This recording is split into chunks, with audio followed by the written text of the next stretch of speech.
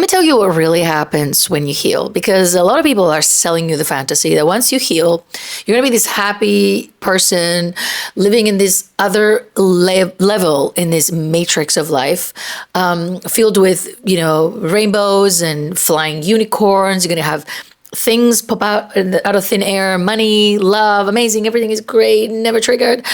But what really happens once you heal, everything just turns a little bit pointless. To be honest, I feel like we're also wired and in anticipation to find something really amazing to cling on. But being happy all the time and excited about everything and drunk on life isn't really a regulated state and isn't really a peaceful place to be. It's a fantasy, and we can have peaks, but imagine if you're always on that peak. That is exhausting. But really, when you heal, you come into this place where it feels like the things that have been driving you, the things that you wanted to achieve based on what trauma was driving you to do, and we will talk about that a lot, what your perfectionism was driving you to do, what your sense of unworthiness was driving you to do. You stop doing all of that for that, and then it doesn't feel enticing anymore.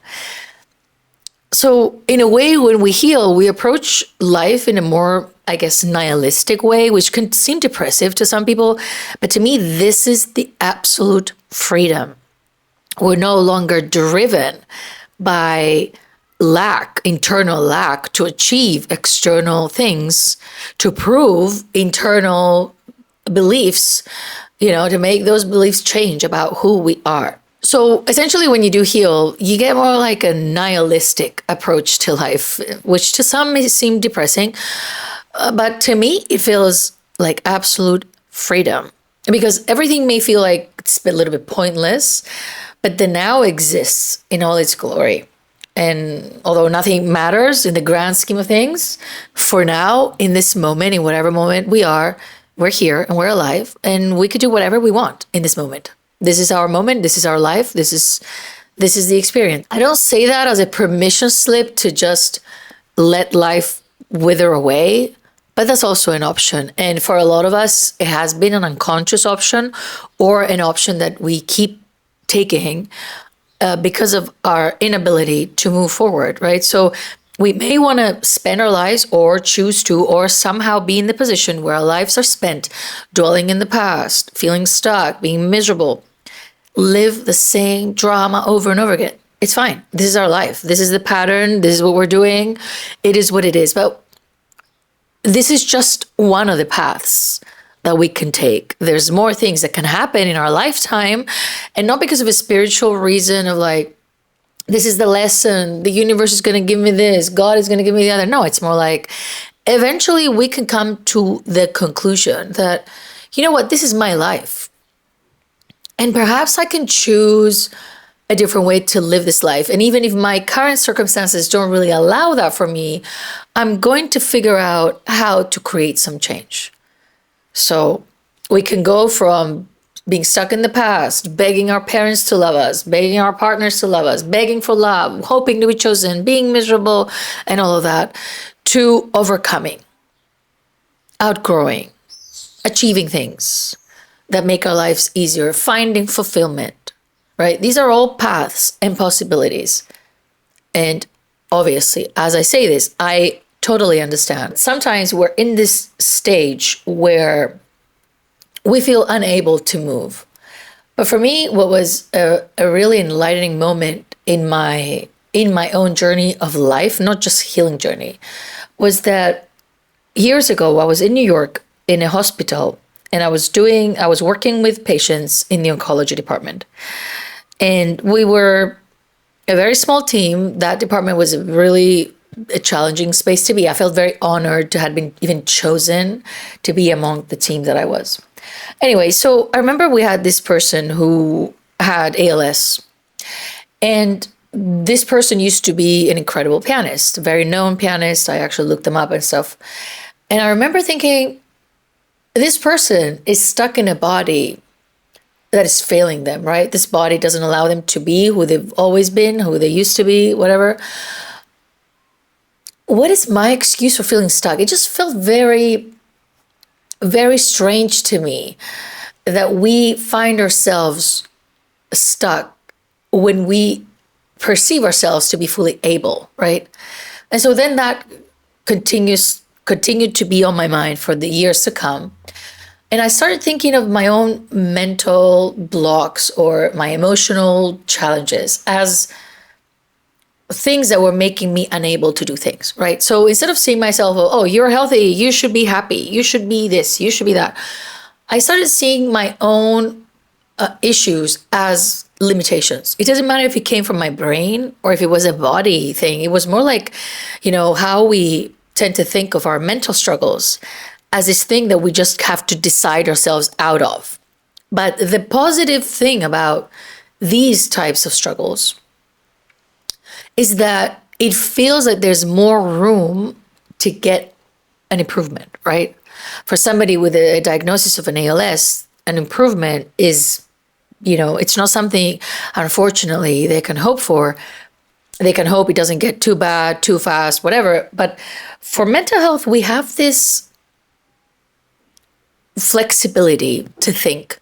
And in many ways, it is possible that there is recovery. Recovery is possible because our minds are neuroplastic, because there's so many things that can be done, and because none of these things feels like set in stone, right? We can indeed heal and recover and become able to do things we weren't able to do, right? What happens though for a lot of people who come out of traumatic childhoods and have all these limitations, these emotional disabilities, I'm going to call them, and I hope it's not offensive to anybody who with any other type of disability, but just to put it into a context, these emotional disabilities that we carry, we tend to look at them as flaws. Like we're not good enough. We're not capable of things. We will never amount to anything. We are never able to do this. And we don't think of them as injuries that have made certain things harder for us, right? If we had any other type of injury, any type of illness, any type of whatever, we would have been more understanding to the fact that we're not able to do things. So, to close that parenthesis and say, we have to start looking at ourselves of the now instead of being like, why am I this way? Why can't I get over it? Why am I always unstuck? We need to become a little bit more curious about what happened to us that has caused us. What kind of injury do we hold that makes the things that we want feel so difficult for us, right? If we were unable to take a step, an emotional step toward a direction, we have to imagine and sort of like create an idea and a better understanding as to what is holding us back. Now, what happens with what is holding us back? Now, what happens when we heal is, in my opinion, again, we tend to stop looking at life as this thing that unicorns and all that, but we start to understand what I just said. We start to understand that we are the way that we are because of something that happened to us. And then we make a decision to try and address those symptoms. But a lot of us try to make the decision, I'm going to be happy, rich, famous, blah, blah, blah, all the things, right? We set goals.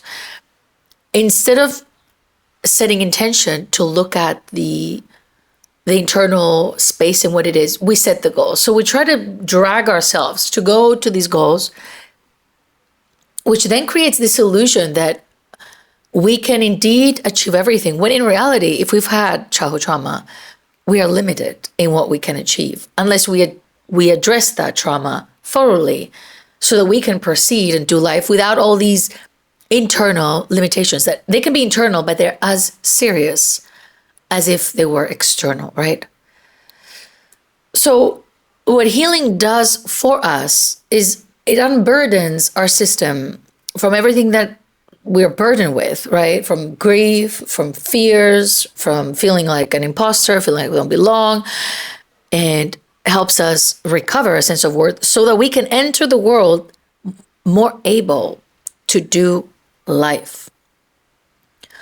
At the same time, again, once we get to that stage and we're actually doing healing work and we go into healing work without aspiring, I'm going to have $1 billion in my bank and that's going to make me happy, because eventually we will be mature enough to realize that none of the things that we will manifest are going to make us feel any differently about ourselves, although a lot of the things that we can indeed bring into our lives can make our lives better. But we grow into a differentiation because when we heal, we become more mature. Now, there's two important things that happen when we heal that make it so that life feels a little bit more pointless, if you will, but there's a sense of peace that comes with that I think that is healing. We just learn how to exist. And the first thing that happens is that when we do healing work, and when I'm talking about healing work, if you know anything about what I tend to talk about, I'm talking about sitting down and doing a childhood audit, right? We're checking into our childhood, we're seeing our wounds, we're examining important relationships, important moments of our past, and we're healing those through the process of reparenting and doing inner child work, right? So we're really going in there. We're going in there and we are learning how to reparent ourselves. And that process is healing. We don't heal to achieve, we heal to address the internal things that have happened to us. Now, the first thing that happens when we heal that really changes our worldview is that we are no longer in denial. Because when we do this childhood audit that I mentioned, we're going to see the truth eye to eye. And that's going to leak everywhere, right? You are going to be seeing who your parents really were. You are going to be seeing what they did to you. You're going to be seeing how that felt. You're going to be seeing how you were betrayed. You're going to be seeing things in such a way, in such detail, that there's no way to unsee it. And what happens is when you can't unsee that one, then you can't unsee everything else. Because once you see the truth of what happened to you, and the toxicity and the hierarchy and the hostility, the emotional hostility of your childhood home, that if you're here probably included at least one person who was very narcissistic, then you will see that this same thing exists everywhere. It exists in religion. It exists in systems all around you. It's all based on this hierarchy that is set out to use and abuse you and does not respect you. So that would be collapsing. The other thing that will collapse as you do your healing work is also you will realize that you've been searching love all your life and worth through other people because you weren't loved as a kid. And so reclaim all of that through reparenting makes it so that you're able to see through those whole fairy tales that you've been clinging on about what love is going to give to you your entire life. And it's going to be hard for you to fall for these myths, right? So romantic love will be dismantled. So look at that. You go from like, I'm going to heal to attract the perfect partner to going like, that happened to me, by the way. When I started doing my healing work, like the serious work, I was doing a lot of family constellation work and all that. And I remember going to this mentor and I said to them, well, I have this pattern in my relationships, blah, blah, and I'm ready to find my person. And I'll never forget, this person says to me, forget about relationships. Let's look at the relationship. You forget about romantic relationships and a man. Let's look at the relationship with your parents. And I'm like, what does that have to do with anything? Are you kidding me? And that for me opened this Pandora's box, right, with everything else that then naturally evolved to me realizing that everything I aspired my entire life and chased and hoped for were illusions. I was chasing ghosts, right? A lot of the things that I experienced and thought were love were actually limerence and were never really tangibly real. And also the type of people I attracted were where I realized, my pattern. But I also realized how much I was adding to the picture things that weren't really accurate with what I actually wanted, right? I never believed in marriage since a very young age. But then once in a while, I would find myself be with someone and be like, I want to marry him. And then the fantasy was just playing automatically in my brain. And I never wanted that life. Imagine if I ever wanted it, right? So naturally, as you are looking at the truth, it is very hard to be in denial anymore. And I feel like a lot of us women have to be, to a degree, in a lot of denial to continue to persevere the myth of love, right? And I talk about that in other videos if you're interested to hear my thoughts. And I have a lot more to say, but that whole thing is it's another layer of grief, I think, in our journeys to when whatever we thought this romantic love was and how we were going to find it and what it would mean about us and all of these things, when all that is dismantled, there's a lot of grief. There's a lot of grief. But anyway, on top of that, as you heal and see the truth again, you can't unsee how most of the people, most of the men that and of course I'm going to include your father and relatives, all of that, are all affected by misogyny. It's not a matter of, if is a matter of how affected they are and how much it shows with what they're doing. And that's another thing that you cannot unsee. It's very hard to unsee that. So of course it's going to make more things a little bit more pointless. That realization, again, another layer of grief. I think if anything, going on a healing journey is going to bring you in touch with a lot of grief, but through that grief, you grow enough space in you to hold grief because you hold truth. And that means you hold more things. You hold joy, you hold fulfillment. There's more things that can happen, right? But the initiation is going to be grief. Now, the second thing that happens as you heal that then turns your, let's say, life a little bit more, makes everything feel a little bit more pointless, less, like you're not so driven anymore. You find your sense of worth. You're like, you know what? It's not like, I found it and you're flaunting it everywhere. I'm worthy. This is how much I'm worth. Like, it's not even that. That's very performative, by the way. And a lot of people are coming on here. I have standards. I am worthy. It's a joke. Like, feeling worthy does not need any advertisement. And when we catch ourselves trying to do that, it means we're feeling some type of insecurity. And we're trying to tell people that we know we're worthy. We don't have to tell anybody we're worthy. We just act in accordance to having worth. And the thing is that as you heal and you do all this work of reparenting and meeting your younger self, eventually it really feels very, very, very, very real that you're worthy. You've been worthy all along. And now your life is not driven by trying to pursue that worth, right? That would be pointless. But how many things have we been pursuing in our lives in the name of worth? And what are we going to do now that we don't do it because of that, right?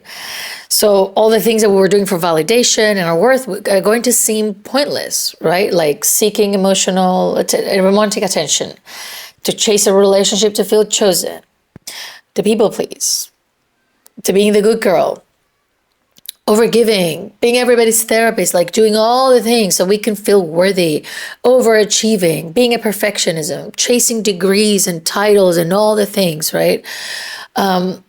We're doing so most of the things that we've been doing in our lives have been, especially as women, we have designed an entire avatar of who we are showing up as based on the fact that we want to feel worthy. And everything that drives us there is a lot of what we were taught as kids from our parents, but then also from a society that tells us, if you want to feel worthy, you have to be chosen. You have to look a certain way. You have to act a certain way. You have to be included. Like all the things around you are telling you, if you want to feel worthy, you have to perform. And the thing is that to be of worth in a world that is set out to just consume you, it means you are self-abandoning, you have no boundaries and no self-respect, right? You're worthy to them because they have something to take. But the moment that you don't care about these people and their validation and being chosen and all of that, you're worthless to them. So they're not going to show you worth. They're not going to validate you. They're not going to praise you. They're not going to chase you. They're not going to be wanting to be around you. But you're finally acting in accordance to your worth. And that is a very confusing place to be, because as a woman, we are taught that to feel worthy comes with a lot of external validation and recognition and hitting specific milestones. And as we grow old, especially as we grow old, the world around us is not even going to be reflecting our worth, and it's less and less. But it also then depends who are we looking at, right? Are we looking at society, or are we looking at deep friendships or people we love to identify our worth? But at the same time, coming back to our sense of worth means we could be sitting home alone, nobody calls us, we don't exist, we don't matter to anybody, we're stranded, and we don't question whether we are worthy,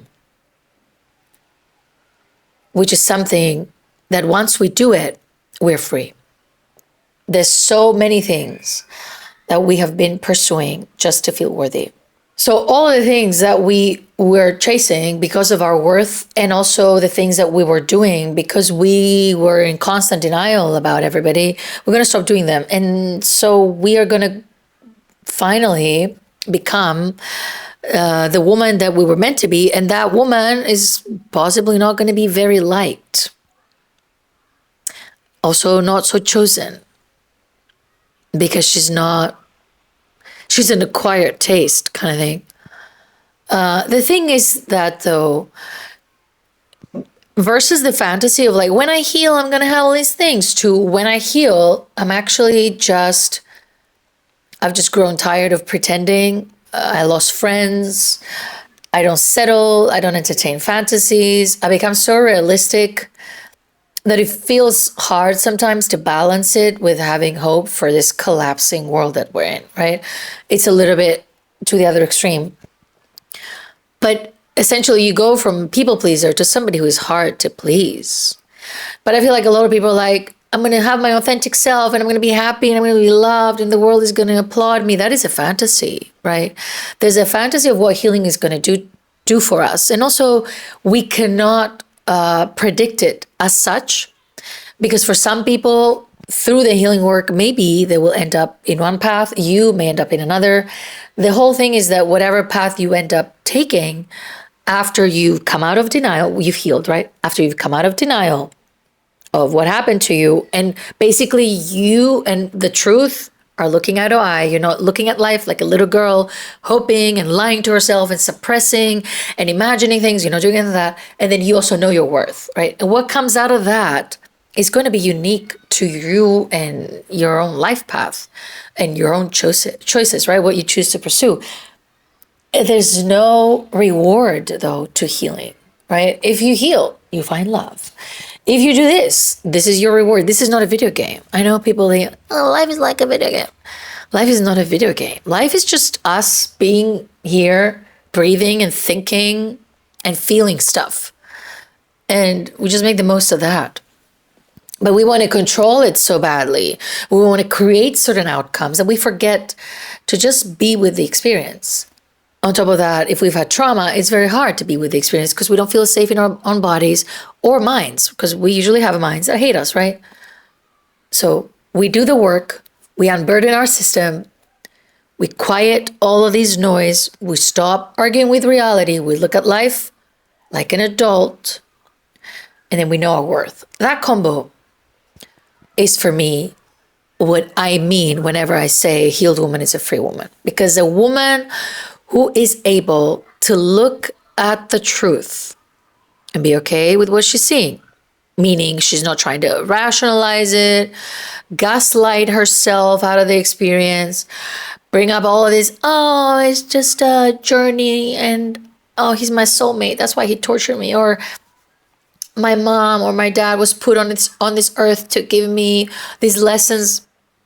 All of these things, denial, self-gaslighting, really just, no. But when we're able to look at life like that, we look at our childhood like that, our past, we look at life like that, we look at men like that, we look at everything like that, and that includes ourselves, right? Also, just because we then know we're worthy doesn't mean we can't look at ourselves in the mirror, and not, I don't mean mirror as in our physical appearance, but like in the mirror of like, being able to self-reflect, right? And see who we are and learn how to apologize, learn how to take responsibility, learn how to do things because we're now an adult. We're not like a little child victimized by the world, right?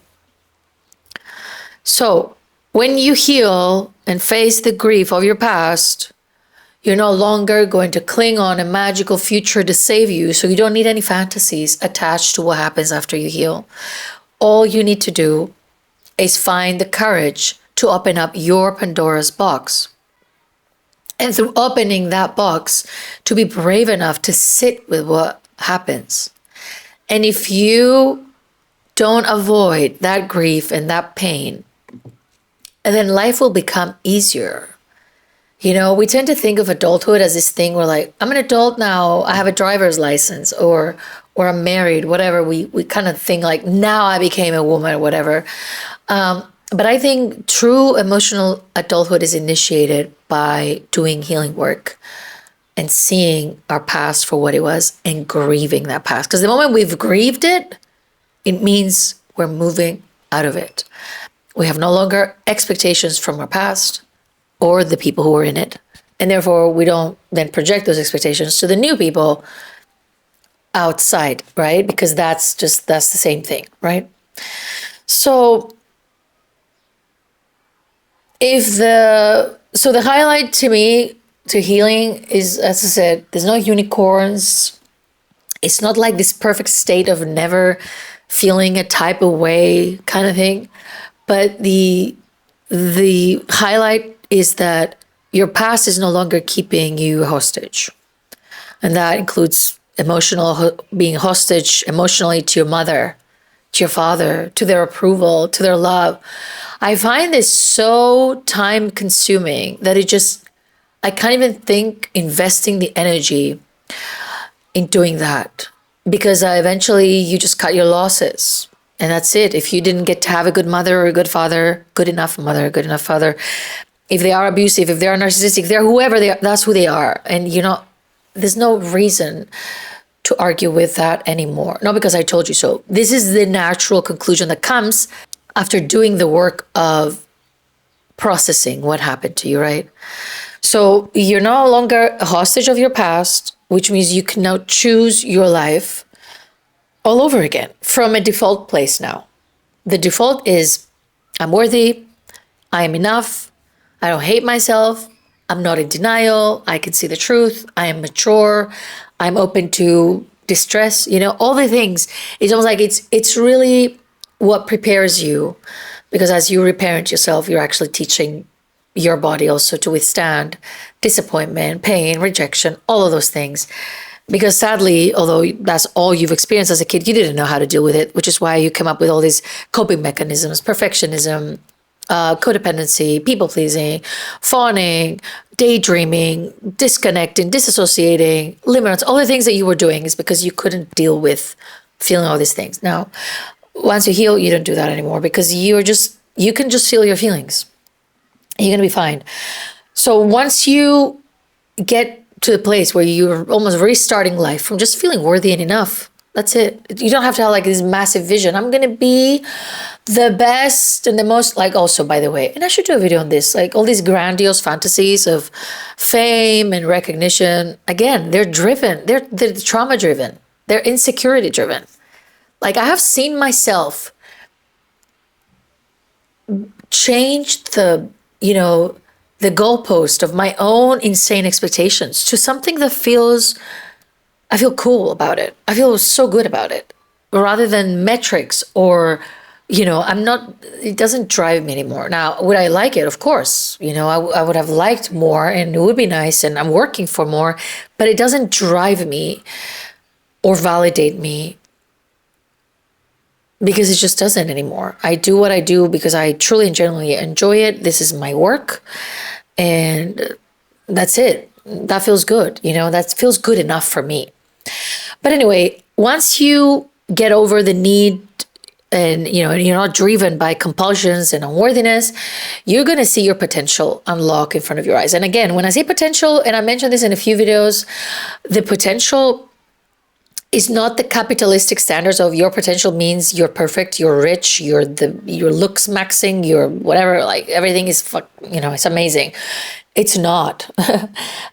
Because self-actualization is more of a in the moment ability to utilize your current resources to the maximum extent to provide safety for you and the things that you need, right? An example of a self-actualized being, because again, the whole theory of, I'm just jumping topics now, but the whole theory of self-actualization, there's a whole pyramid about it, blah, blah, blah. It was done by studying successful people. And supposedly, you cover all your needs, sure, and then you self-actualize. So it's like a privilege of those people who have sorted everything out, right? They have secure relationships, they're secure financially, they have love, they have this, they have the other, and then they're able to self-actualize. But there's another beautiful theory, which is actually more like real human theory of self-actualization, that says a person can be self-actualized in their most simple expression of being. For example, a homeless person can find, and I think I've said this example before, because for me, it's very meaningful to think about it. Because I remember I was living in Spain, I would see all these homeless people, and I remember one day I went to work, and the person who had slept there during the night did not wake up in the morning because they were frozen. And the thing is, we would see a homeless person and think, why don't they get a job? But to think of the reality of somebody being on the streets, from being on the streets to getting a job, the amount of emotional and general rehabilitation that they need, because whatever brought them in the street is keeping them there too, right? It could be all sorts of things. But for a homeless person to be self-actualized doesn't mean go from homeless to rich, right? All these gurus that are like, I had $1 in the bank, now I'm a billionaire. The self-actualized version of a homeless person is that night to find a warm bed. That is peak. Or a warm meal when they're hungry. Or find a good place that they can go wash themselves and dress. And do you understand? Our idea of self-actualization just tends to be so again, driven by validation and great things that we achieve. A self-actualized woman who is struggling to make means, to feed her children, the day that she's able to prepare a meal out of the little few things that she has and feeds her kids, that is the expression of self-actualization in terms of using all of your resources, current resources, no fantasies, no what tomorrow, current resources of today to the maximum of your abilities. So, of course, as we heal, our potential will unlock more. We have more opportunities because we're not in denial and we feel worthy. So we pursue opportunities. You see how it goes? It kind of it then collaborates differently. And our self-actualized version of what you were able to do in the past as your maximum capacity has now become more and more and more as you grow more into capacity. That doesn't mean you became more famous or more rich or more flashy, whatever. You're just more able to use your skills more efficiently. You do more with your time. You do more with your life. It feels like you're here more fully. I hope that makes sense. I need to make a video. Self-actualization, I think it's one of the pillars of my work. If you've ever seen, I think, a whole journey is we heal, we grow, and then we self-actualize. So that part of growth that we have as we heal is then preparing us for this ability to realize that we are at our maximum capacity at any given moment, really. And as we heal and as we do more things and as we grow more, we could do more and more and more. Again, not by standards of what the world considers more, but what feels that we're living on our own potential from ourselves, right? In the potential that we currently have due to whatever other limitations that exist. Anyway, so what is possible then when we self-actualize is whatever we're wanting to do. We can just choose not to do anything fancy with it. We don't have to do anything fancy with it. It just has to fulfill us. as well. We can build the lives that fulfill us, or we can just live normal lives that feel fulfilling. The fulfilling life isn't the successful or the future life. The fulfilling life can be our every single regular day. And when we're not driven by guilt, shame, and unworthiness, we can choose lives that feel genuine and authentic to us, right? So this is what happens when you heal. I hope it is enticing enough for you to give it a go. If you want help, my program Heal takes you through the process in 4 weeks. It took me ages to do that. And it also took me ages to put this together in a way that I feel it covers everything. And we are going to work through getting you from where you are to a point of finding your worth and unlearning all the crap your narcissistic parents taught you about yourself that are keeping you back. But in the process, you're going to grow into yourself, find your sense of worth, and then you will be getting some guidance as to how you can start to build the life that you want for yourself. So if that sounds enticing, you're going to find a link somewhere. And I will see you guys soon.